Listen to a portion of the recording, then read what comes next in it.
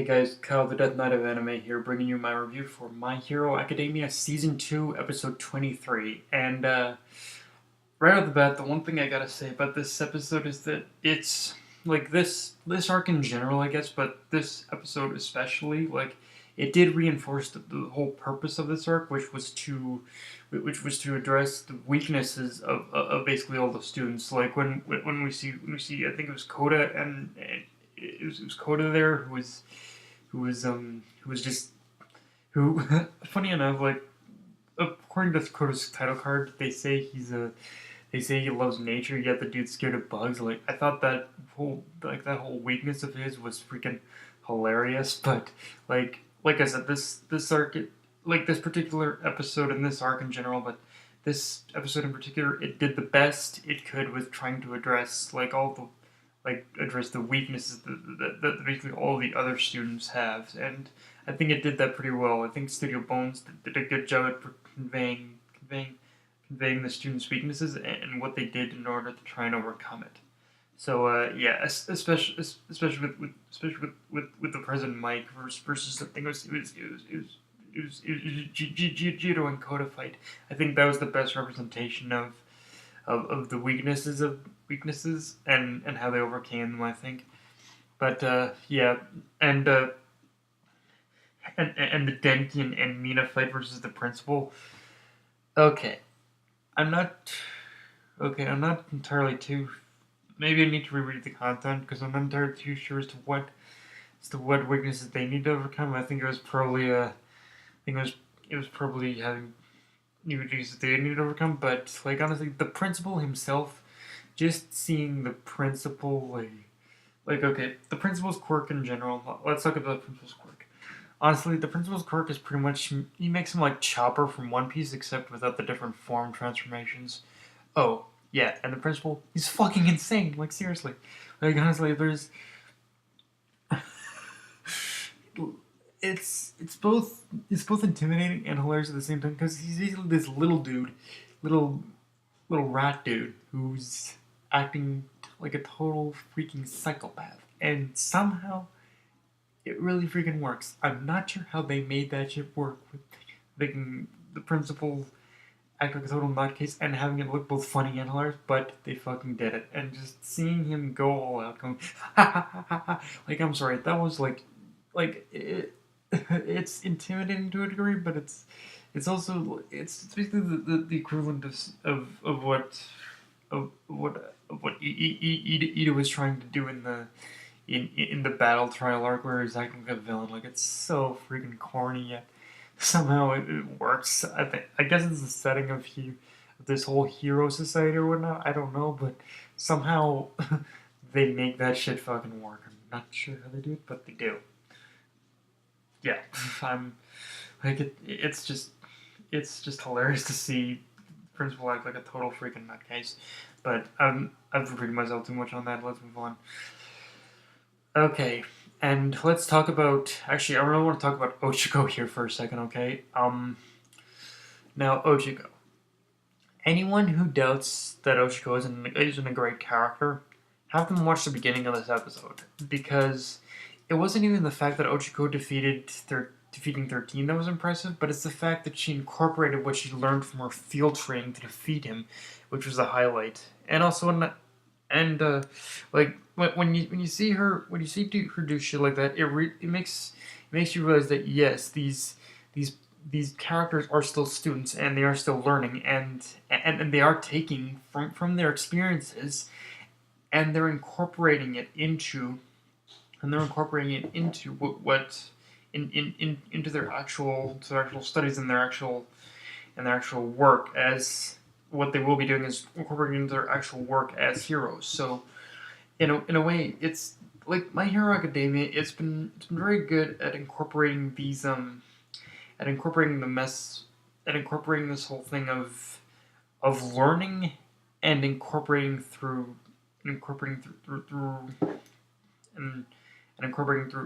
I guess, and incorporating what you've learned into your actual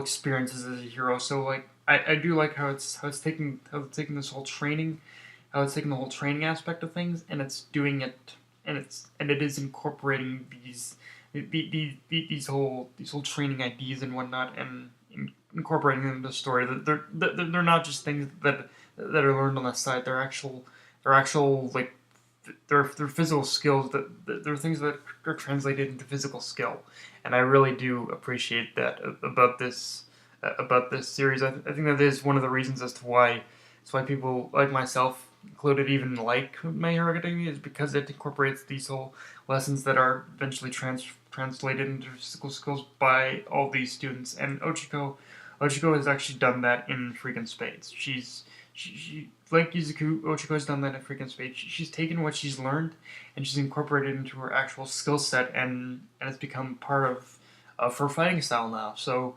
yeah, I really like, because of this, like Ochako is one of my favorite characters in My Hero Academia. I'm just saying, but yeah, it's like, and it was a nice touch by, and I will, on a side note, it was a nice touch by Studio Bones to incorporate that little, I guess the little filler, the little filler we got with I think it was Gunhead, with Gunhead of her actually teaching her the move. So it was a nice little touch by Studio Bones to actually add, even though it wasn't necessarily canon, it was a nice little touch by Studio Bones to actually add a little filler bit.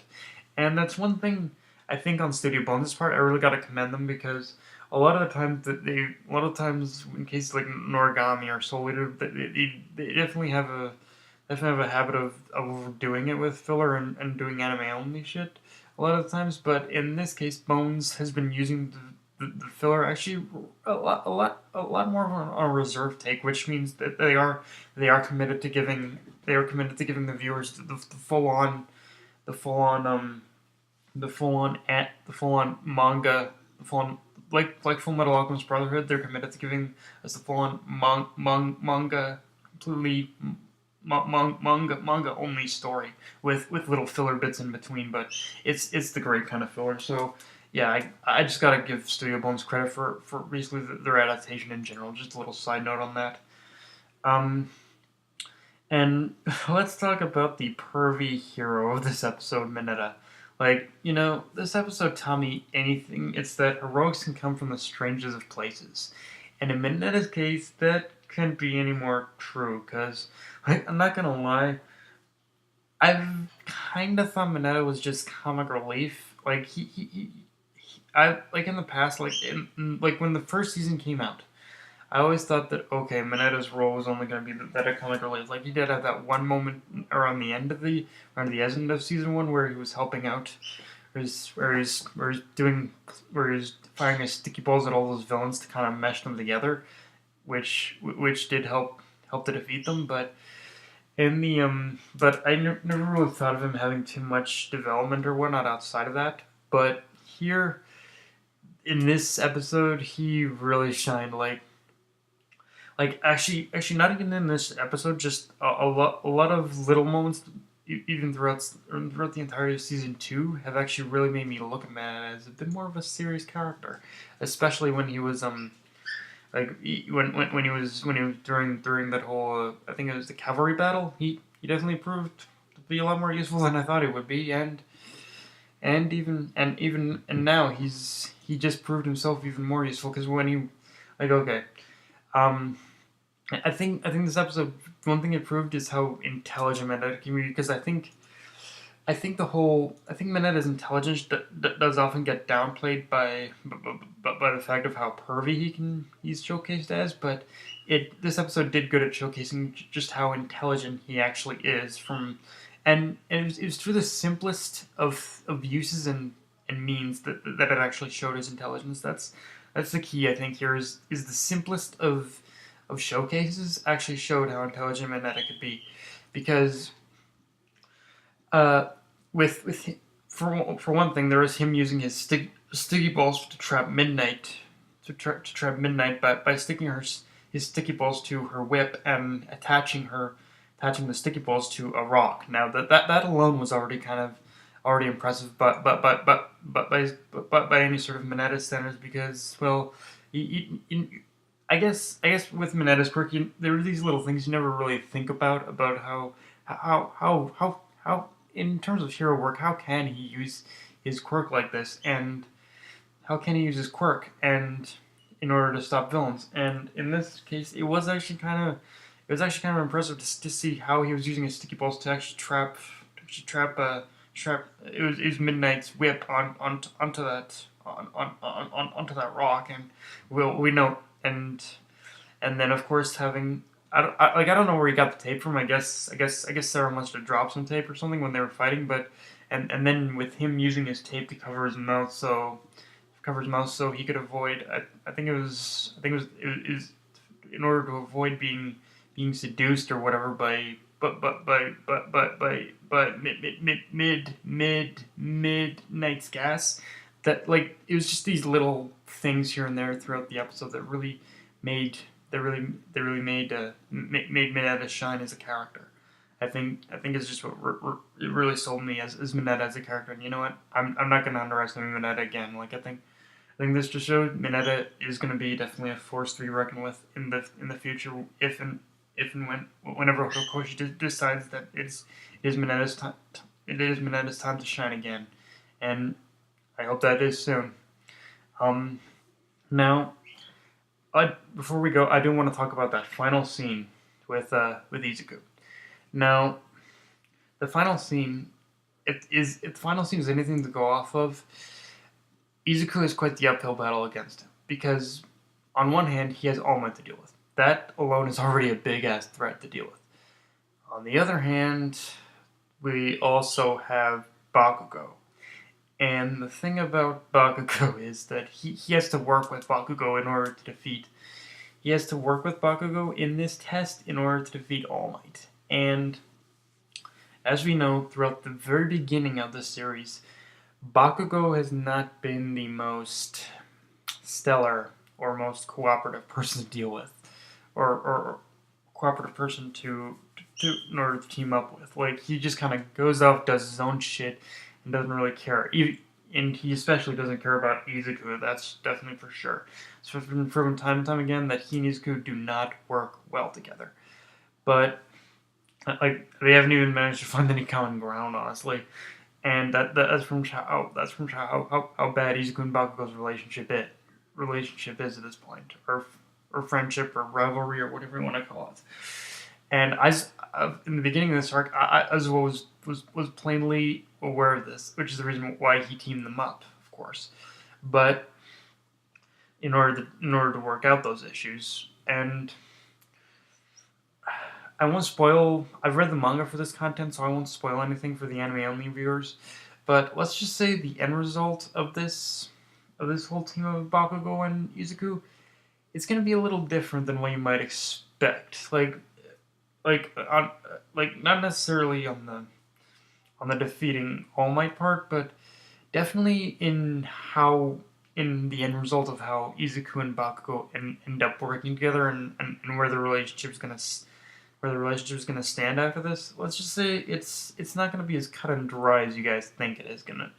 For the anime only, it's not gonna be as cut and dry as you're thinking it's gonna be. It is gonna be a little bit different than you might expect. But yeah, like Izuku, like I don't know how. Izuku, like you definitely have an uphill battle against you, and like aside from needing to work with Bakugo, I have no clue how how they're gonna be able to defeat All Might, or at least or get past him at the very least. But it should. I think that is gonna be proved to be one of the more hype episodes of the. It's gonna be one of the more hype episodes of the of this last part of season 2. To be honest with you, and actually, I was gonna save this for when. Actually, you know what? Never mind. I'll save it for the very last episode. But I'll save it for the very last episode, guys. But yeah, I know cock tease, but trust me, guys, I'll talk about it in the very last episode. But yeah, guys, that's pretty much my review. If you enjoyed the video, like, comment, subscribe, or follow me on Twitter and Facebook. Death Knight of Anime, signing off. Later, guys.